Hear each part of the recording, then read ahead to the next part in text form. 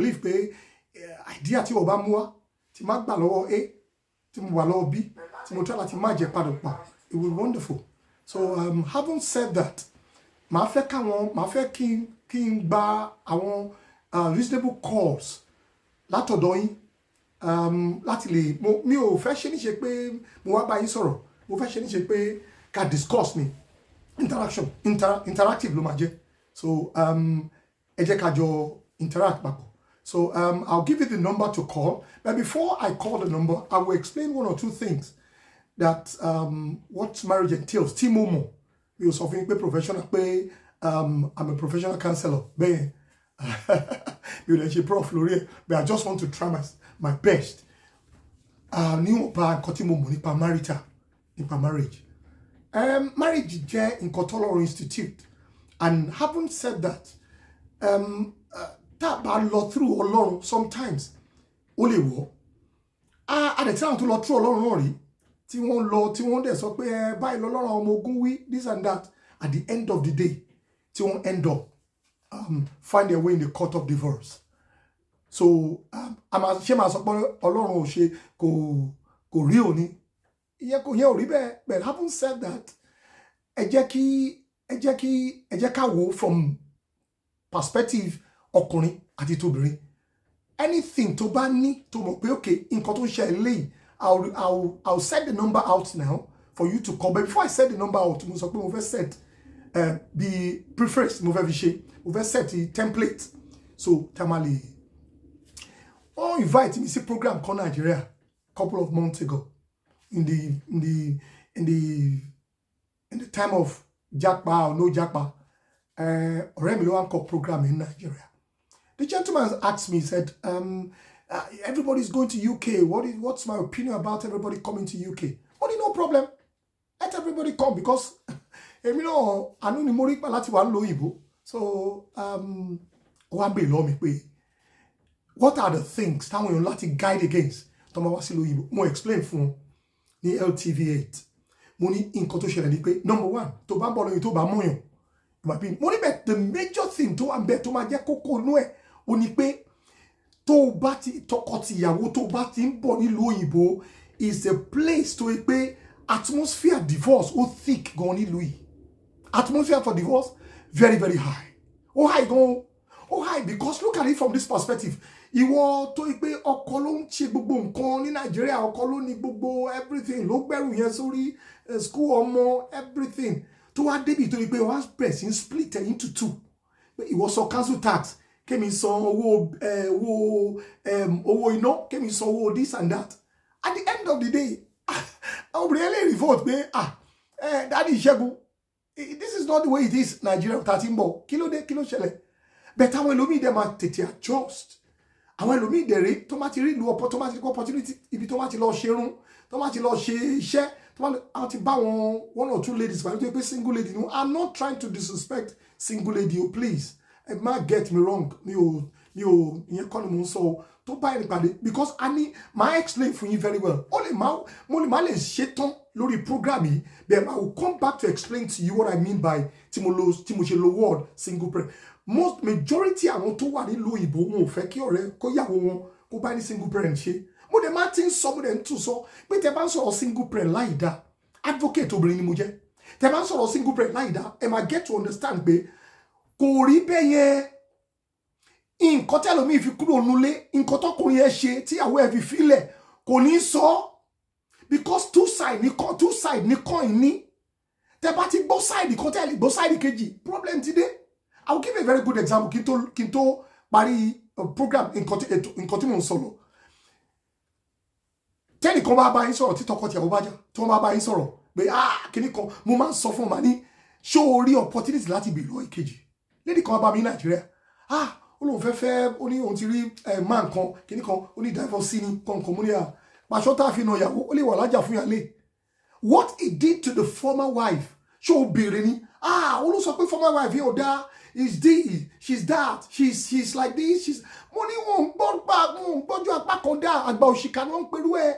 Money because put in this perspective, it takes two to tango to start with. Obìnrin ó ń ṣe wèrè, mo dẹ̀ ti máa ń sọ mo dẹ̀ tún repeat ẹ̀. Wèrè la máa fún ní gàrí tá jẹ yẹ̀pẹ̀. wèrè nìkan lẹ máa fún ní gàrí ẹ máa gbé gàrí sẹ́gbẹ̀ẹ́ báyìí á dẹ̀ máa jẹ yẹ̀pẹ̀ wèrè lẹ́ni náà.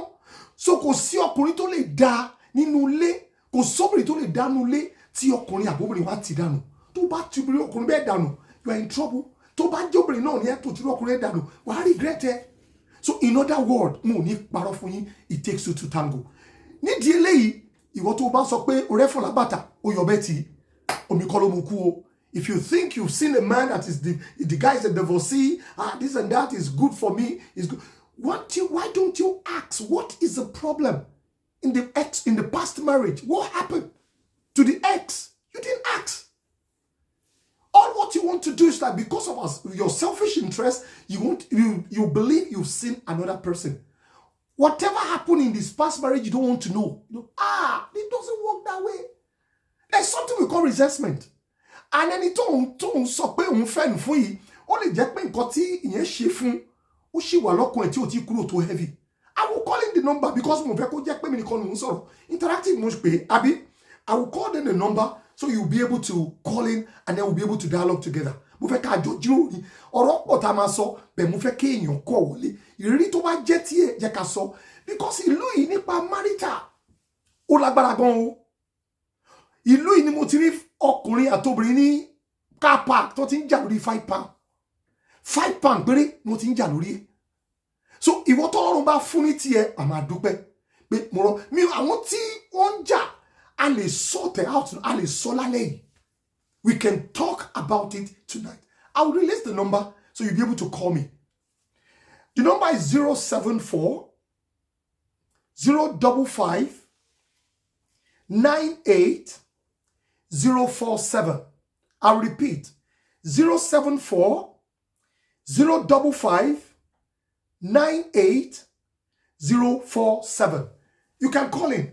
Tẹ́ bá pè wọlé àjọ máa sọ̀rọ̀. Nǹkan tó bá wà lọ́kàn tiẹ̀ tó mọ̀ pé this is what bóyá o ti ní experience kò rí tẹ́lẹ̀ o tí wọ́n àtọ́kọ ẹ tẹ́ ti dàrú o tẹ́ fi já o bóyá nǹkan tá a lè discuss tẹ́lẹ̀ bí ilé gain no ẹ̀.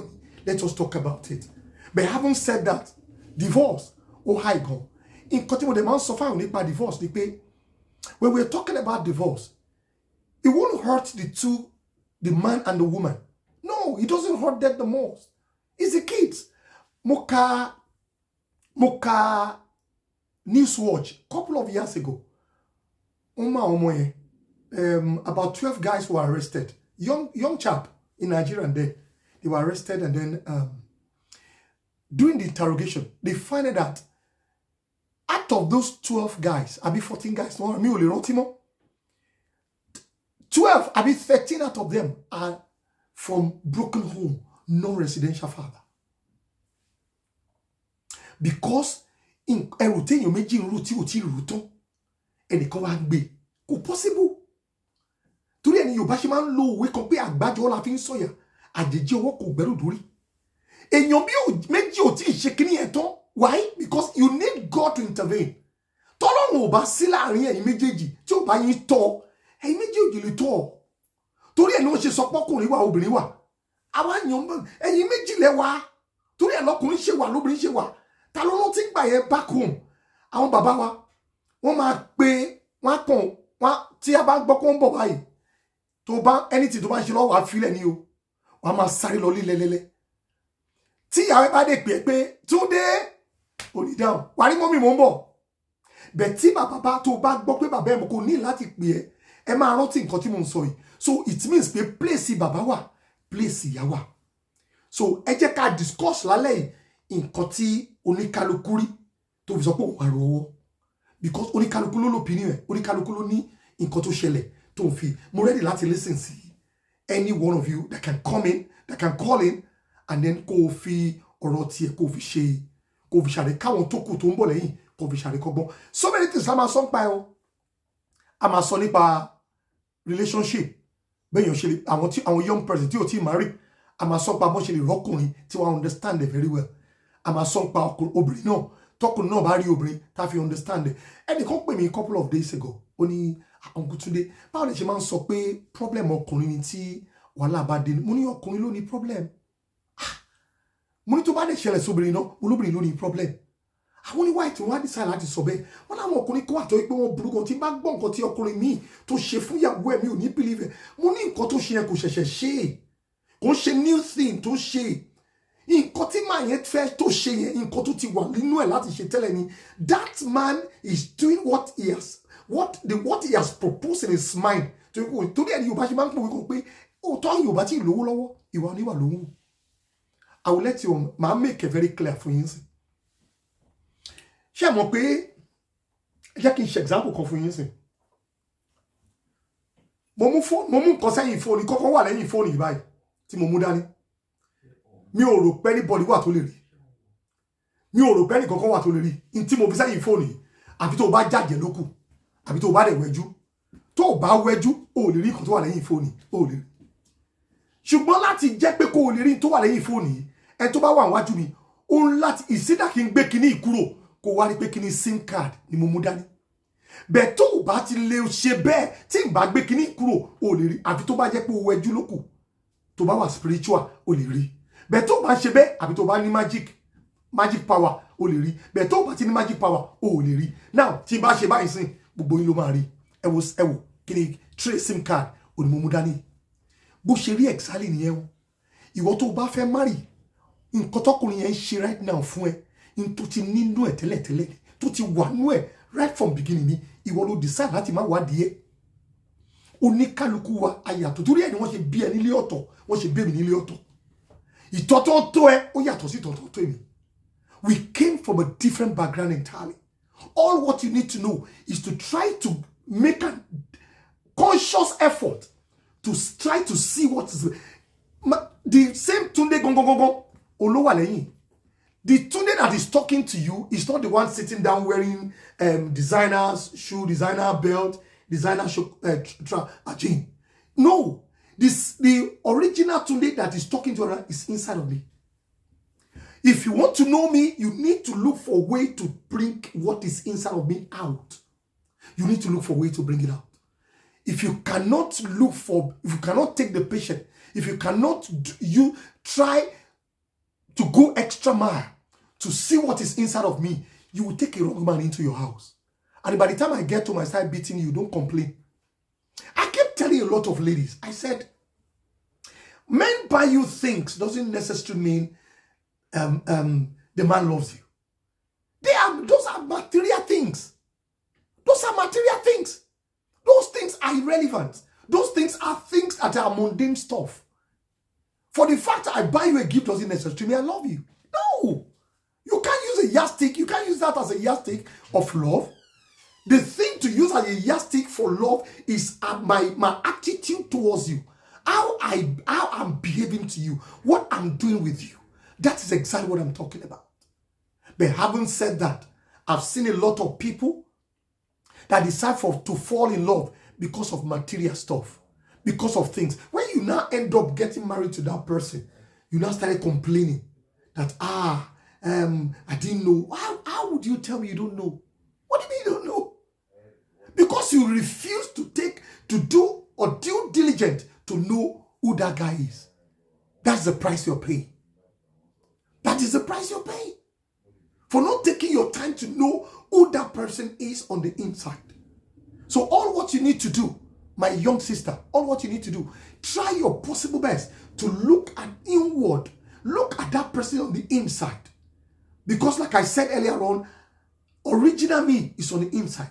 Me talking to you on the outside is not my original. Original me is on the inside. So all what you need to do to be able to know who am I, you need to dig deep. You need to look inward. You need to look at me inwardly before you be able to know this is the person I am. So don't judge me by outside. Don't judge me by what I wear. Don't even come closer to me by my talk. Talk is cheap. If I can talk the talk, I need to walk the walk. If I do the talking and I'm not walking the walk, all what you need to do is to check me out. Very well. I'll give another good example. Before I got married, I was like, okay, I don't want to date one person. Let me spread my tentacles. Let me see if I can get 2 or 3 people to date at the same time. So I'll now pick out of 2. I'll now pick one out of those 3 ladies. It come to a point. The two ladies I was going out with then in Nigeria were good to me. Very, very good. I don't know what to do. And I decided to say to myself, let me try this out. I called two of them, one of these in Nigeria. I called two of them. I said to them, please, how can you help me? My goods has been seized by custom in Nigeria. So how can you help me in this area? I spoke to two of them. I mean, not simultaneously, I mean, different time. And I asked them, how can you help me? Like, in what area? I said, in any area. I want to get my goods out. My goods are with customs. How do I get it out? Oh, one of them said to me, oh, let's go and get this involved with some custom big men. They can help. You give them some bribes and all this stuff. I said, that's not what I'm talking about. In Kotimo Sonic Bay, in other way, I was trying to see what is inside their heart. You will not believe it. I asked two of them, I said, can any of you take me to a place that either any of these churches, either Babalawo or anybody that can help to get my goods out? Two of them said they don't have a clue. They walked away.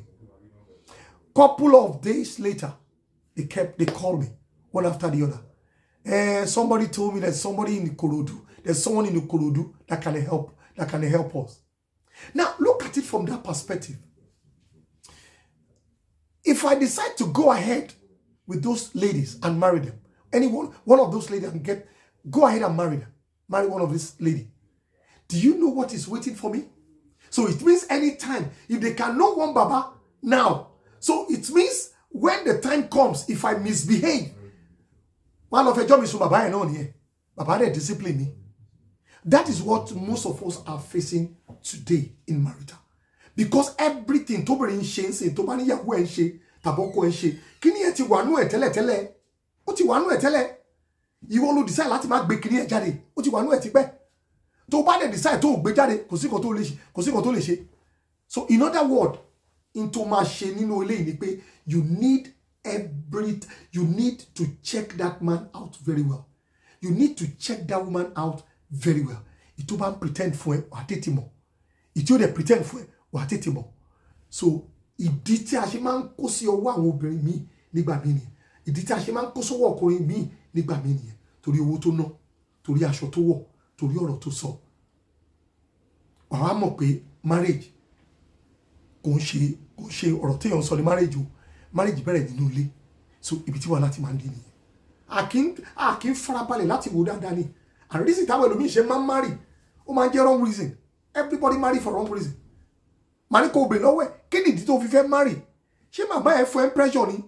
Àbí peer pressure tàwọn ọ̀rẹ́? Èwo nú ẹ̀? Because àwọn kan wà tó yẹ pé màmá wọn ló fún pressure pé ò ní mọ́mọ́ wálé, ò ní mọ́kọ wálé, ò ní múyàwó wálé. Òun náà dẹ̀ rí ẹ. Ó dẹ̀ find out pé òun fẹ́ múnú ìyàwó òun dùn. Ìwọ ni next person tó rí. Ó dẹ̀ díẹ̀ láti pitch tẹ̀tẹ̀ pẹ̀lú ẹ̀. Ó wá ló ti rọ́kọ. Ìwọ náà ló ti rí yàwó. Mo máa ń sọ fáwọn èèyàn, majority of marriage tó wà ń lò yìí convenient marriage ni òun ló pọ̀ jù. What can I get from you? What can you get from me? Ṣé ẹ mọ̀ pé most people nílùú yìí ṣe báwọn kan wà tó yẹ pé ìdí tó ṣe fẹ́ ni pé torí ìwé tó wà lọ́wọ́ ẹ̀. Ìdí tẹ́lẹ̀ mi ṣe fẹ́ ni pé onílé lórí. Ìdí tẹ́lẹ̀ mi ṣe fẹ́ náà ni pé òmùkàṣírí máa bò lórí ẹ̀ olóṣèlú sáà láti fẹ́. So that's what it is. So in other words, I beg every man, every woman, we need to look very well before you leave. Òyìnbó ló máa ń sọ bẹ́ẹ̀ o. If you don't look before you leave, you end up having a broken hand and a broken leg. Only most people show no marriage lady to only broken hand and a broken leg. If me tima to dimension me tima to gba wo ni pé marital or spiritual there.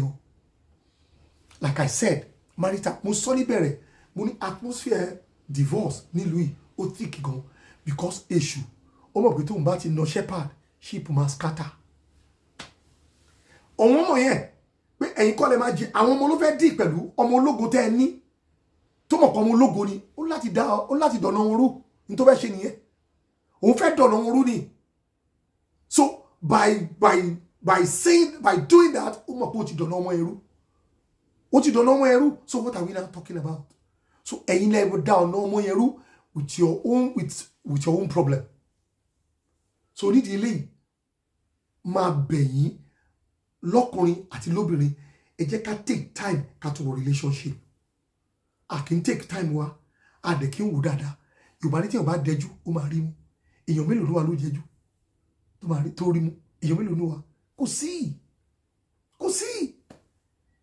Obìnrin yìí dá ó máa ń sọ fẹ́ nìkan mo máa ń sọ fún àwọn ọ̀rẹ́ mi kan àwọn míì ìdí tó ń ṣe fẹ́ obìnrin ni pé tá a bá rọ́kùnrin míì tó láìkì obìnrin tí ó jẹ́ pé ó láyà àyà obìnrin ló láìkì tó bá ti róbìnrin tó láyà yẹn a ní gbàgbé ìtókù obìnrin ọba máa mọ̀ wá wù a ní ká fílẹ̀ ní kò kàn yín a ní olùmọ nǹkan tó ń rí lára ẹ̀ kò ní sọ fún yín pàtó pé nǹkan tó ń rí lélẹ́yìí tó bá ti wá lo ọdún kan tó lọ ọdún méjì kí ni àwa sùn because ó máa sùn tó bá ti sùn wá láti wá dé. I implore you guys to subscribe and share this message. As you're watching me at the moment, please subscribe and share. There's more to come. There's a lot of things we are bringing to you on this channel for you to learn from. Because we'll bring in a lot of people that will come and share with you that you'll be able to learn a lot of things. Tema keko, tema kogbon. Ama pe àwọn èèyàn pàtàkì wọlé fún yín láti kọ́gbọ́n àti láti kẹ́kọ̀ọ́. Ẹ ṣá subscribe ẹ dẹ̀ share. Ẹ ní láti tẹ́ bá ti bá subscribe tẹ́ share. Ẹ mọ̀ pé mọ́sùlùmí tó ń wò mí. Wọ́n ní ọkùnrin tún ní kílẹ̀ tó ń ṣe lórí social media. Mo believe pé àwọn ọgbọ́n tọ́lọ́run fún wa làákàyè tọ́lọ́run fún wa ká wá share pẹ̀lú yín ni. Mo dúpẹ́ lọ́wọ́ Ọlọ́run fún mi tó bá mi dé àti mi tó mú wa lọ. Tẹ́ ẹ bá jẹ́ ká jọ rub mind ẹ máa rí pé things máa mo ṣì ń tó dé ẹ̀yin tẹ́ fẹ́ call in o màá tún pe nọ́mbà yẹn fún ilé ẹ̀kan sí call that number fún ilé ẹ má bínú pé kí n tó bẹ̀rẹ̀ lálẹ́ yìí ó dàbí pé màá choose time tí ó máa convenient fún àwọn èèyàn láti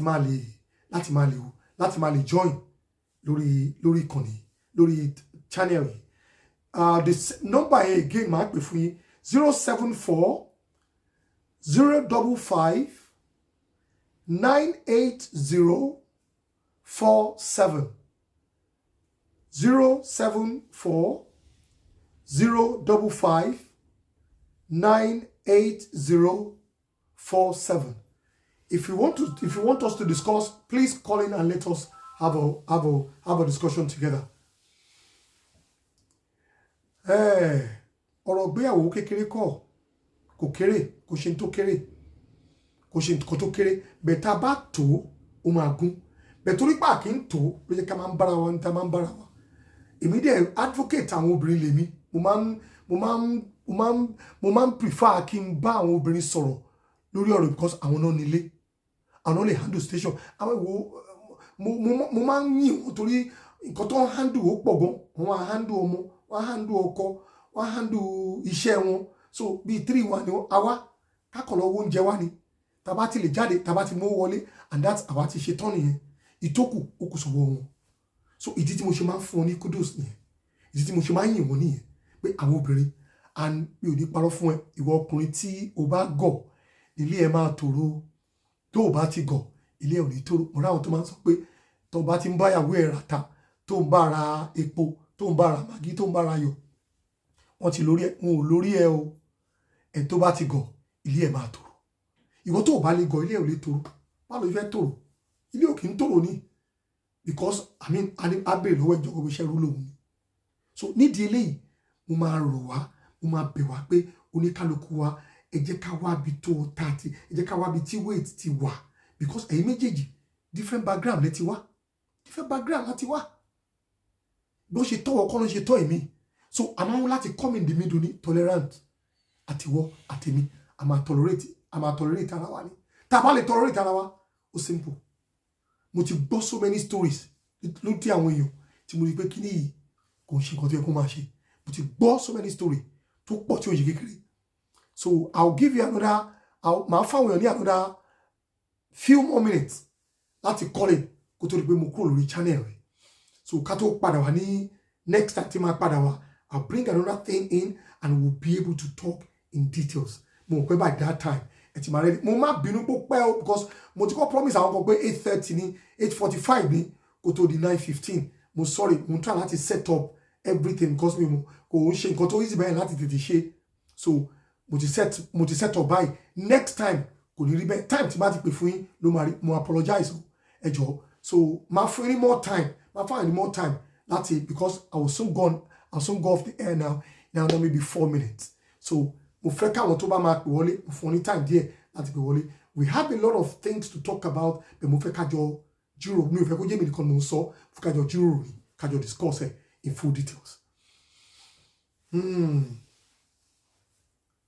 Ẹ̀yin tí ẹ mọ̀ pé tó ń bínú sọ́kọ ẹ, tó ń bọ́kọ ẹjà, tó ń pé ó ń bọ́kọ ẹjà, ó ń bínú sí, mo lè guarantee ẹ pé bàtà bá máa sọ̀rọ̀ at length wàá mọ̀ pé ò ní bínú sọ́kọ ẹ mọ́.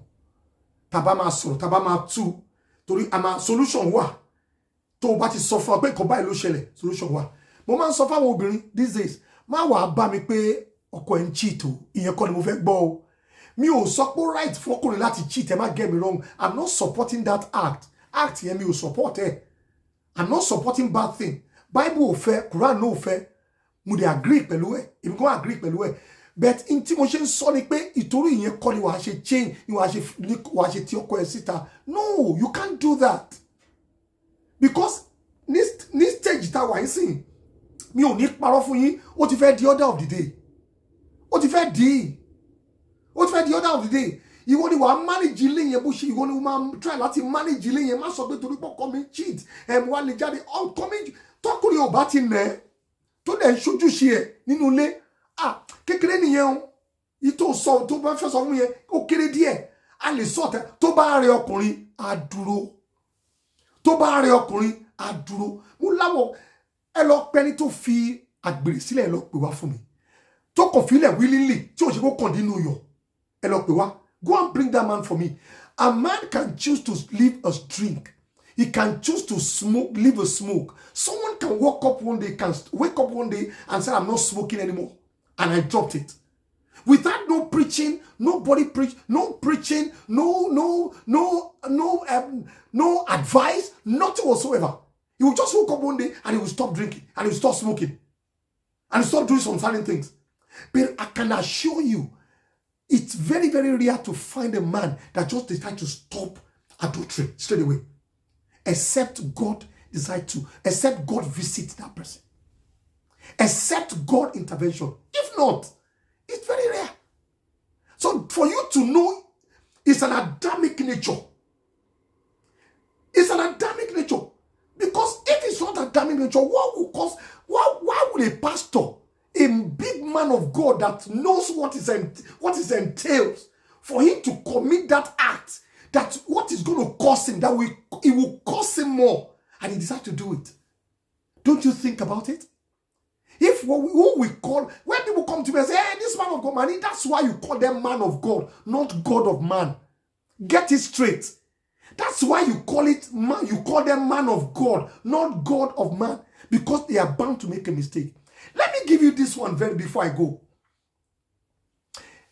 Anytime you meet human being on earth, anytime te pati pade yan, gbogbo yan pátá lágbàáyé ló ní third name, ló lórúkọ kẹta. Orúkọ kẹta oníkálukú disappointment ni. Lọ mú ele tó bá rí nǹkan kan nínú fídíò leni, lọ mú ele dání. Gbogbo orúkọ wa pátápátá disappointment ni. Gbọ́n tí Bíbélì sọ ni. Bible sọ pé the Bible does not say it is wrong for you not to trust a man. Only to place the curse lórí ẹ̀. Only woe unto him that put his trust in man. Ègbé ni fún ènìyàn tó fi ẹlẹ́ran ara ṣe ìgbẹ́kẹ̀lé ẹ̀. Ṣé o gbọ́ rí? Ẹ̀yin ò tí gbọ́ rí? Àìlọ́wọ́ Bible yìí. Ó ní ègbé ni ó tún fi ègún lé lórí. Ó ní ègbé ni fún ẹ tó fi ẹlẹ́ran ara ṣe ìgbẹ́kẹ̀lé. Wà lọ́kùnrin kan disappointed. Obìnrin kan disappointed. Excuse me. Our surname is disappointment. Every human, including me, tí mo bá yín sọ̀rọ̀ yìí. Everybody's surname is disappointment. They will disappoint you. Why are you fighting? Why are you disappointed? Why are you yeah? The only person tí you expect could disappoint only your father can even disappoint you. The only person who expect to disappoint you ni ìyá èèyàn. Tí ìyá èèyàn bá ti bẹ̀ sí disappoint èèyàn, ọ̀rọ̀ ẹ̀ ti ó ti lọ́rọ̀ ayé nú. Ayé ń ṣe obìnrin yẹn.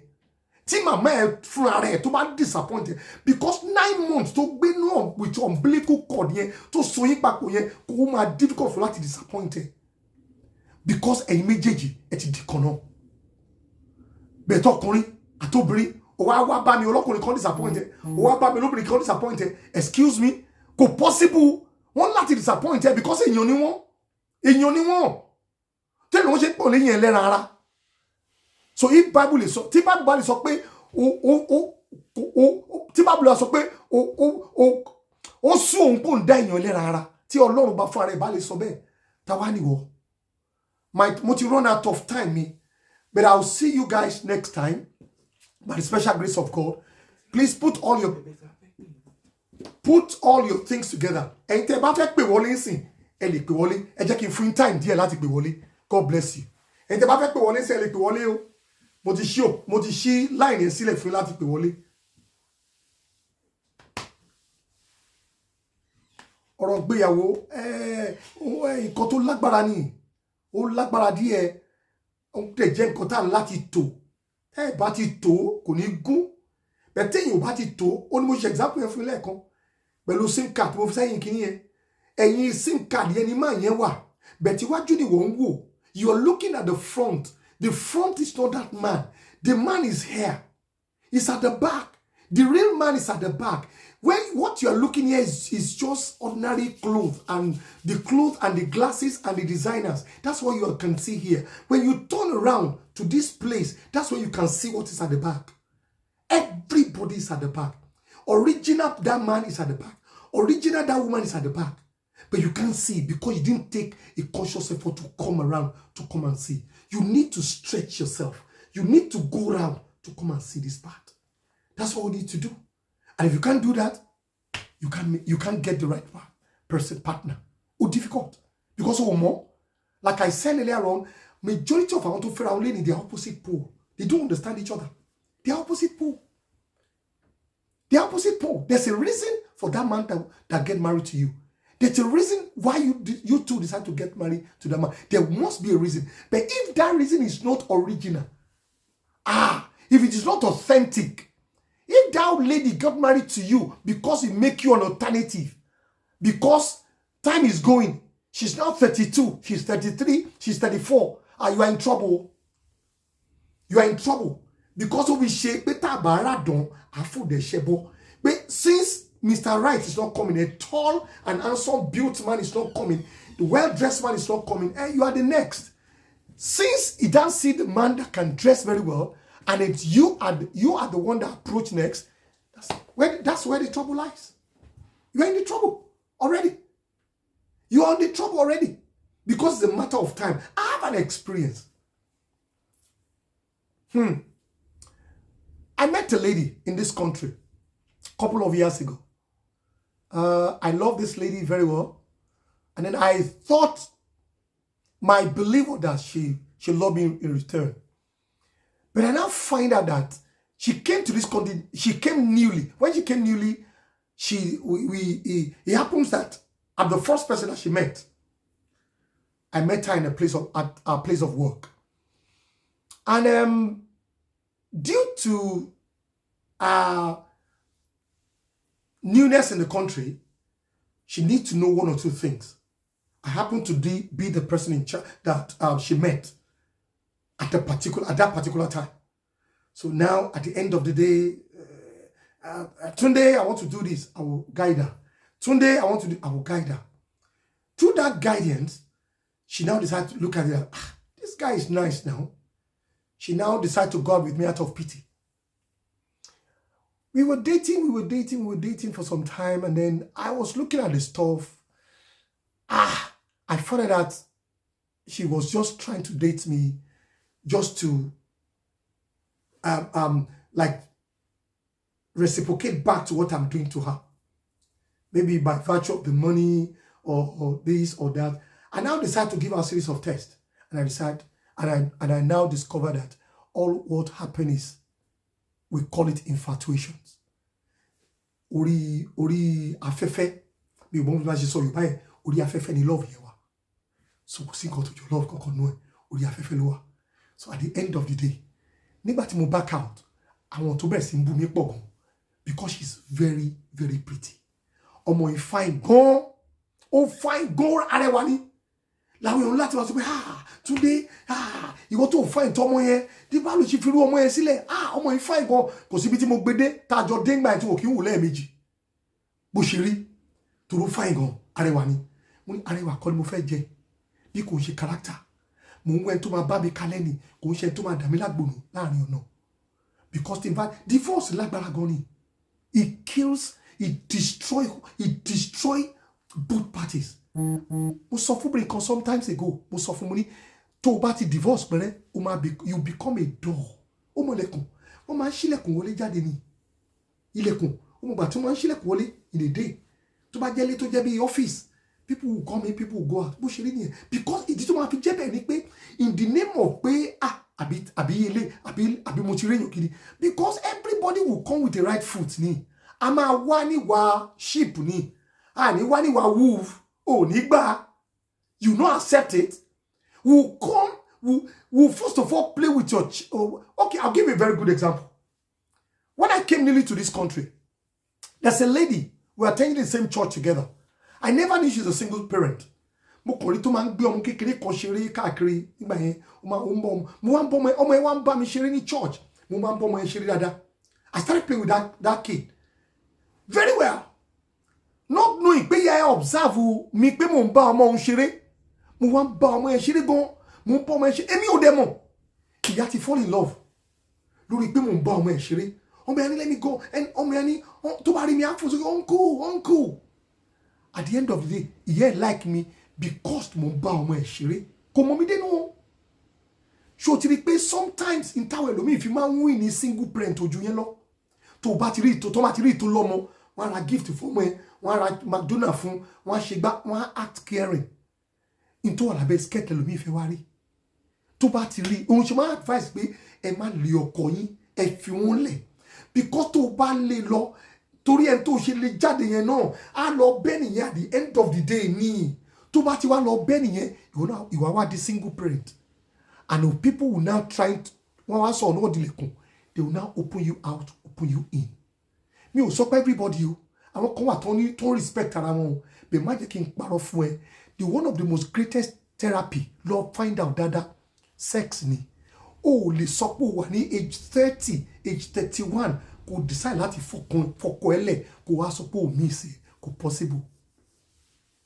kò possible àwọn single parent mi ti bá pàdé wọn níta mo mọ̀ pé single parent ni wọ́n tó bá kọra mọ́ ẹ tó bá kọra mọ́ mi mo máa ń rárá máa yà sẹ́gbẹ́ kan ni pé mi ò fẹ́ kọra wọn because irú èèyàn bíi tèmi ló ṣẹ̀ wọ́n so they want to take it out on everybody mo dẹ̀ máa advice ti máa fún yín ni pé tó bá mọ̀ pé o pàdé single parent first and foremost try possible best láti mọ̀ ohun tó ṣẹlẹ̀ go deeper ìwọ ọkùnrin yẹn go deeper with that lady kò tó sọ pé o fall in love don't just fall in love lásán go extra mile pẹ̀lú obìnrin ìwọ ọkùnrin náà ìwọ obìnrin náà ṣe likewise excuse me ìwọ obìnrin náà ṣe likewise try láti investigate má jẹ́ báàgì tó rà fún ẹ má jẹ́ kó wọ ẹ lójú má jẹ́ kó fi báàgì yẹn gba pátá ẹ má jẹ́ kó fi báàgì yẹn gbaṣọ nídìí ẹ má jẹ́ kó fi nǹkan tó rà yẹn má jẹ́ kó fi gba nǹkan míì tí ò ṣe replace má jẹ́ kó fi gbà lọ́wọ́ ẹ ó simple because tó bá gbà lọ́wọ́ ẹ kò lè gbà padà mọ́ kò ṣe gbà padà mọ́ lọ́wọ́ ẹ ó ti gbà so cut the story short mi ò ní parọ́ fún ẹ n tó máa ṣe ni pé wádìí dáadáa má sọ pé torí nǹkan báyìí pé ìyàwó ẹ̀ yẹn lose ni èmi ni mo wà ń bẹ̀ sí ò lè ṣe yẹn kò possible the only thing tó máa ṣe ni pé wádìí ẹ̀ dáadáa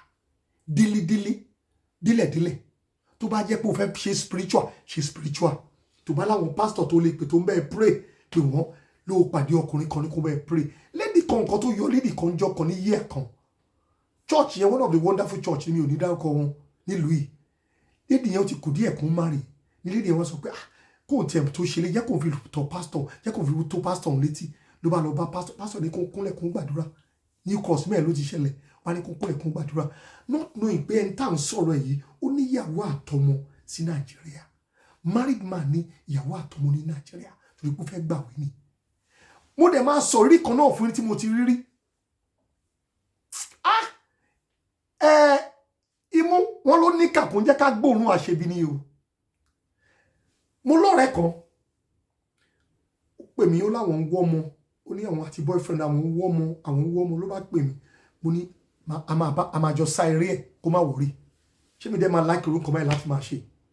I decided running eta and scatter for this lady eta and scatter all of a sudden mo kàn dúró ni mo ní ó dẹ̀ find out ó dẹ̀ ṣe kíní spiritually díẹ̀ ó dẹ̀ fi spiritual thing ṣe díẹ̀ nígbà yìí bá lọ pray ṣé mọ̀ pé èmi ò mọ̀ pé orúkọ báyìí ń ṣẹlẹ̀ ó ní mo sọ pé mo fẹ́ yín tẹ́ máa pè wọlé tẹ́ máa enlighten mi ẹ̀yin obìnrin tẹ́ máa pè tẹ́ máa enlighten mi lórí orí nǹkan tí àwọn nǹkan tí mò ń sọ yìí ṣé ẹ believe pé wọ́n ní bọ̀bọ̀ yẹn ti lọ ṣe sá ó lọ gba abẹ́rẹ́ bó abẹ́rẹ́ ló gbà bóyá ògùn ló ń lò ní o tó pé nǹkan ọmọkùnrin ẹ̀ spam tó bá ń jáde lára ẹ̀ omi ló máa jáde kò ní dánmọ́ for 1 minute gẹ́ẹ̀ yìí ó dẹ̀ mọ̀ ó dẹ̀ ń bá sáré kiri báwọn òwú ọmọ òun ti bímọ síbòmí òun ti divorce so ẹ̀yin obìnrin ẹ tún kẹ́kọ̀ọ́ yẹn níbi yẹn o ẹ tún kẹ́kọ̀ọ́ yẹn o ẹ tún kẹ́kọ̀ọ́ yẹn níbẹ̀ yẹn o ó dẹ̀ ń bá sùn ó dẹ̀ ń bá wá ó dẹ̀ ń bá ṣáájú káàkiri ọmọkùnrin ló dẹ̀ ti gba abẹ́rẹ́ tí ó fi ní ààtọ̀ tí wọ́n ń pè ní spam tó ti ṣàn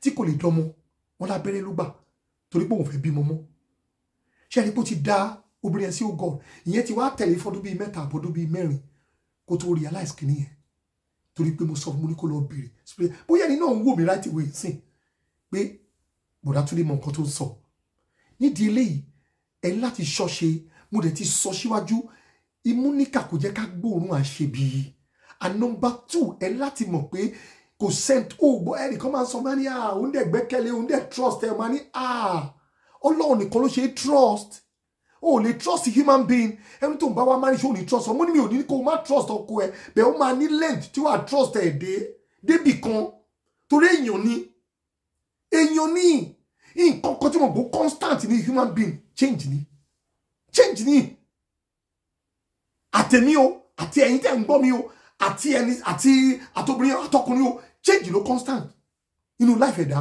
so kò ń jọ mi lójú tẹ́lẹ̀ bá change kò ń jọ mi lójú torí mo máa expect wọn pé ẹ̀dá láti change ṣáàní òun láti change torí ẹ̀ láti pè wọ́n lẹ́dà òun ṣọlọ́run so in this case mo ní parọ́ fún yín aláti ṣọ́ṣe aláti ṣọ́ ọkùnrin àtobìnrin aláti wò dáadáa àwọn ní kó má gbéyàn wá sí Nàìjíríà má gbéyàn wá láti Nàìjíríà ìwọ tó bá mọ̀ pé àwọn ọmọ gidi sì dáa wọ́n sì pọ̀ Nàìjíríà wọ́n pọ̀ káàkiri tí mo ti rí tí mo ti bá pàdé ṣé bẹ́ẹ̀ bí sí àwọn 27 28 years old ní Nàìjíríà tí wọ́n dẹ̀ jẹ́ virgin ṣì ní wọ́n ti náà mi ò ṣe pé mo lọ ṣe test wọn tí mo fi mọ bẹ́ẹ̀ mo pé virgin ni wọ́n ti today mo ṣe máa sọ 28 27 tí wọ́n ti mọ́kùnrin rí ìwọ tó bá gbóbìnrin wọlé tó bá sọ fún mi pé ọmọ tí mo gbé wọlé ó lé mi jáde èmi náà fẹ́ béèrè lọ́wọ́ ẹ pé ọmọ tó gbé wọlé abẹ́rẹ́ tí olókùn dì ní níbo ló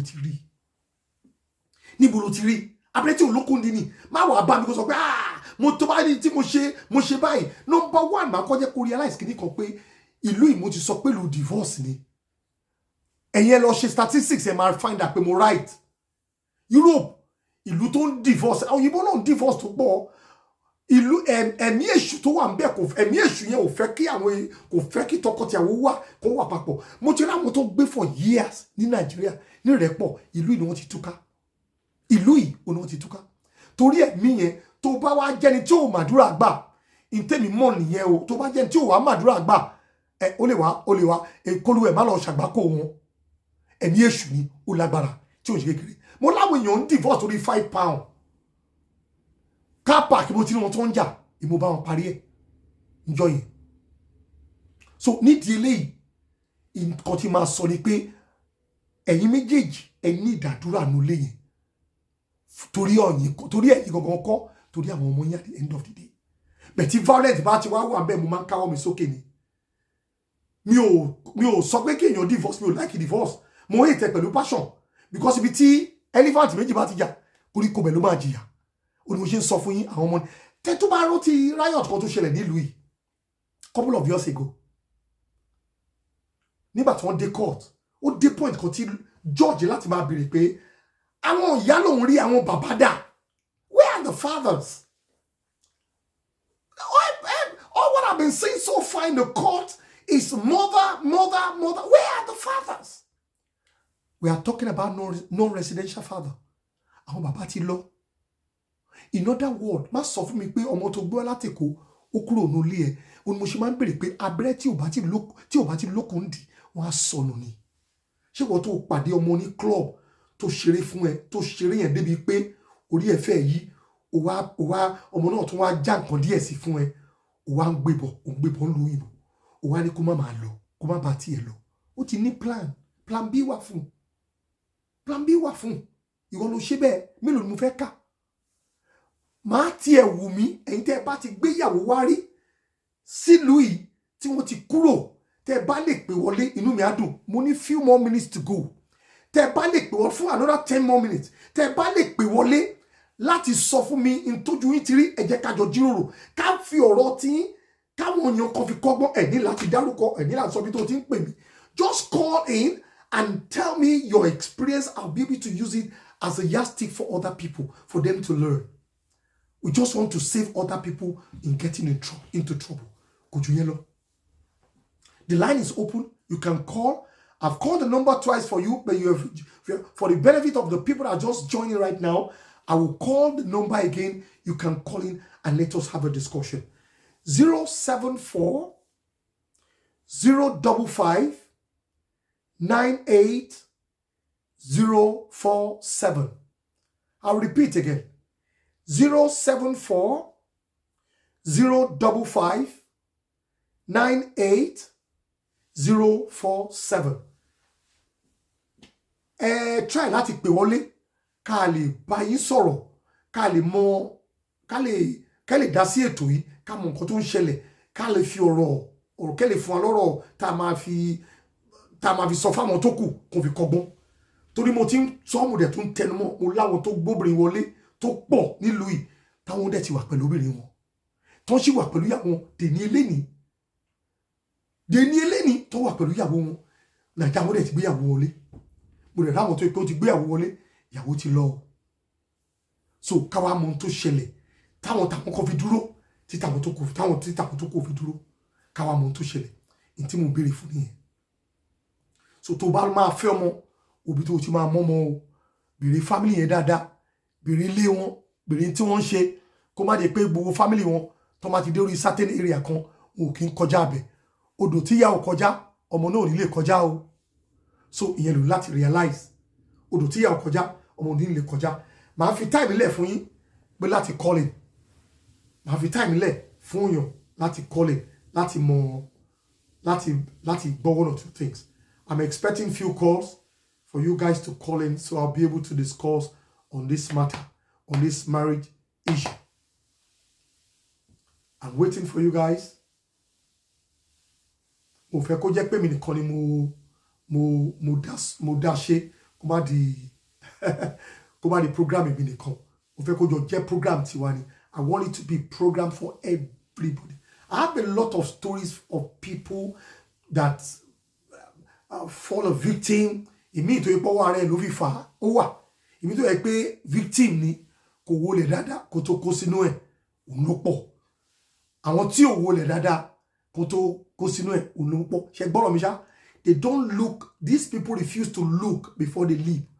They leave, and if you don't look before you leave, you will end up in the hospital. You have a broken hand and a broken leg. Má sọ pé love ẹ love kọ́kọ́ ló ṣe ẹ́ ìwọ ló ṣe stupidity ẹ olóba ẹ̀ débẹ̀. So ìwọ tó bá mọ̀ pé ọ̀rọ̀ ìsọkúsọ ni mo ń sọ pé mi mọ nǹkan tí mo ń sọ, let us discuss and then I'll be able to, I'm ready to apologize pé mo sorry o tí yín tó gbẹ̀lú tán o èmi kò báyìí ló ṣe rí o so nǹkan tí mo fẹ́ gbọ́ nìyẹn. I have few more minutes torí káwọn èèyàn lè come in ni mo ṣe extend the program yẹn 30 minutes péré ni mo fẹ́ fi ṣe but mo fẹ́ respond from you guys ni mo ṣe but ẹ try láti subscribe kẹ́ ẹ bá mi share program yìí ẹ bá mi subscribe ẹ lè share it's a lot of things tá máa sọ màá wá sórí tó bá ti di next time tí má ti prepare ẹ̀ tán mo ní nǹkan tí mò ń ṣe lọ́wọ́ everybody ló máa fẹ́ gbọ́ every one of you àwọn tó mọ̀ mí díẹ̀ wọ́n mọ̀ pé ìmúlẹ̀ bàbá Suwe ni mí, ọ̀rẹ́ gidi ni mí. So mo ṣe máa ṣe program lórí ẹ̀, a full program lórí ẹ̀. Bóyá ó gbé cocaine ni o, bóyá kò gbé cocaine ni o.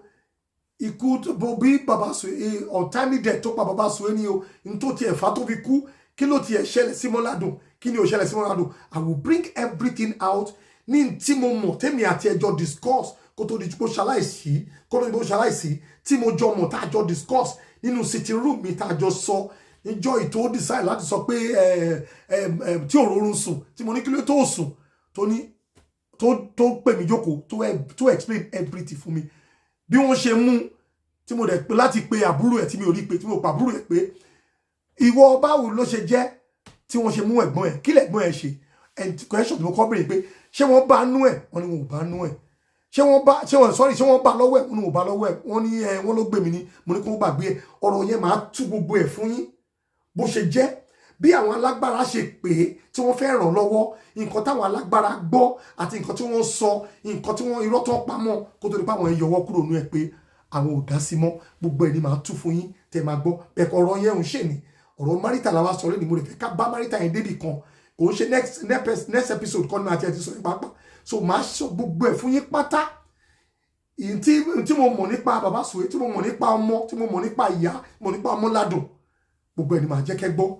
So bí ṣu ṣe kún tọ́bẹ̀bẹ̀ ṣe ọ̀bẹ ṣe gbẹ́, máa fún yín ní time káwọn láti prepare ayé láti gbọ́ story yẹn. I'll give you full-fledged on that story. Kò ń ṣe story 1 hour, kò ń ṣe story 2 hours. So mo ní time díẹ̀ bí mo ṣe ń wo aago yìí, ó ń lọ kìtìkìtìkìtì. Mo sì ní 1 or 2, mo sì ní few more minutes fún àwọn èèyàn láti call it, láti béèrè 1 or 2 things lórí nǹkan tí mo ti sọ sílẹ̀, bóyá kò dáa, bóyá ó dẹ̀ dáa, pé ìwọ ló gbé egun léegun, ó dẹ̀ lájú ẹlẹ́ kò tó débẹ̀. Kí n tó lọ, mo ní lady kan, ó ní ó wá bá mi couple of years ago. Olóhùn àtọkọ olókọ òun bá òun sùn mọ́, ó ní sitting room ló ń sùn lórí couch. Mo ní why that? Ó ní because ó ti pa òun tí ó ló ti ní girlfriend níta. Pàtó dẹ̀ níwájú mi ló tọ́ mo ní bó ṣe rí yẹn, bó ṣe rí tó ṣe dúró yìí, tájẹ́ mi náà lọ kó ẹ, màá ní boyfriend níta, màá ní girlfriend níta, torí you are no more attractive, torí pé ọkọ ìwà àtọkọ ẹ ní problem, ó wá fira ẹ lẹ̀, ó tọ́jú ara ẹ mọ́. Mo ní you are in trouble already. You just put yourself in a big trouble, in a mess. When you give him a liberty to go out the more. Mo wá sọ fún mo ní go and do your hair. Lọ ṣe irun ẹ, lọ ṣe èékánná ẹ, lọ sí sọ́nà kó tone up dáadáa, beautify ara ẹ. Mo ní kó lọ ra see-through 90. Kó dẹ̀ rọra àwọn perfume tó ń pè ní nightwear perfume. Alẹ́ náà wọ́n mọ àwọn perfume, classic perfume. Níbo ló ń sùn? Ó ní sitting room ni, ní orí couch. Mo ní ó ní torí àwọn ọmọ ń sùn second room, 2 bedroom náà ni. Ó ló ti vacate yàrá fóun. Mo ní fair enough. Bó ní kitchen yín wà, ó ló wà ní, ó ní ṣó wà in between, ṣé èèyàn lè ṣó wà ṣé ibi tí access wà tó máa ń tó lè ti lọ máa mú mi lálẹ́ ni. Ó ní bẹ́ẹ̀ ni. Mo ní tó bá ti jẹ́ bẹ́ẹ̀, every night ló máa mú mi báyìí o. Mo ní wàá mú mi fún 30 days. Mo ní tó máa ṣe ni pé wàá sùn sórí tó bá ti rí pé ó ti má lọ mú mi tí ò bá ti débẹ̀, tó bá ti dé orí couch yẹn tó fẹ́ sùn, ó ní kó lọ mú mi yẹn. You get as soon as tó bá ti dé orí couch. Let me speak English a little bit so that people can, because I said it's a mix up, it's going to be a mix. I now told her, I said, go, and any time that this gentleman is on couch, go, that's when you have to go to kitchen to go and take a glass of water.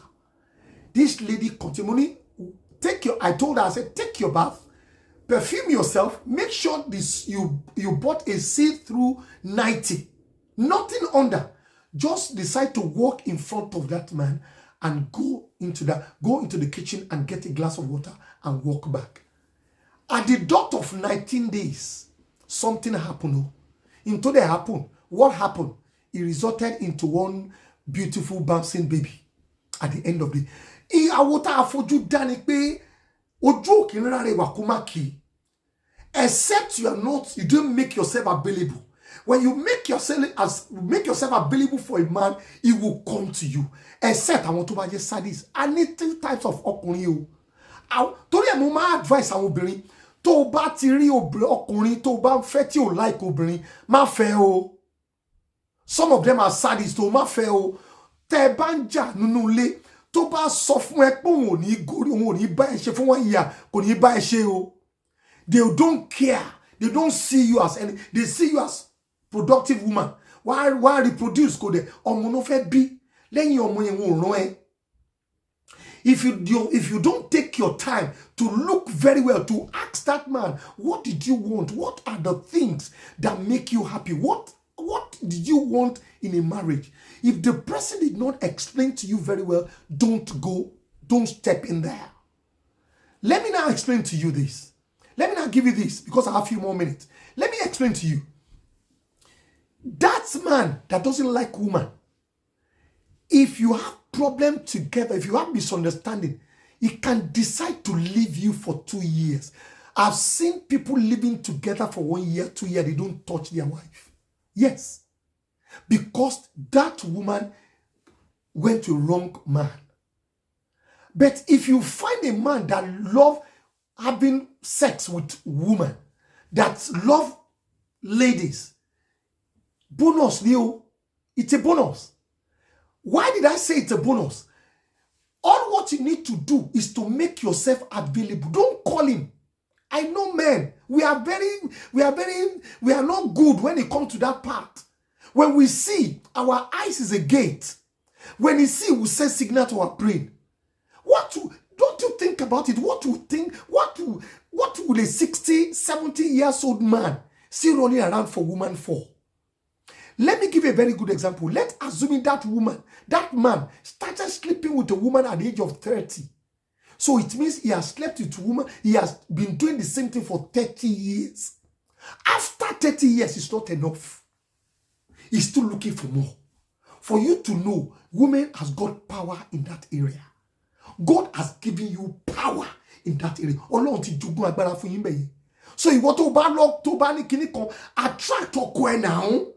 Where a good Lord Sherun to da, Lord Shekono to da, Lord manicure, manicure leg be, Lord she facial, she body, she everything. Me only call Lord she bonbon, moniko tumbody she to do she eyelashes do have she sheko wa okay. How eyebrow any sheko wa okay.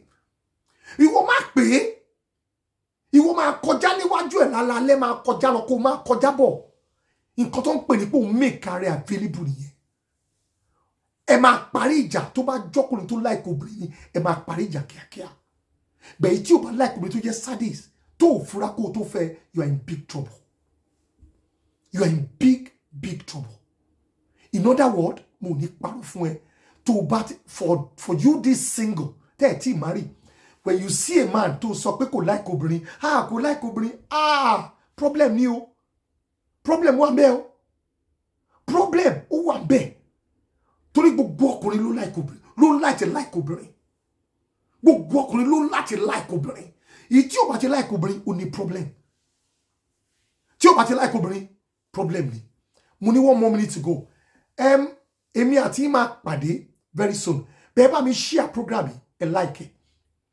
And they subscribe.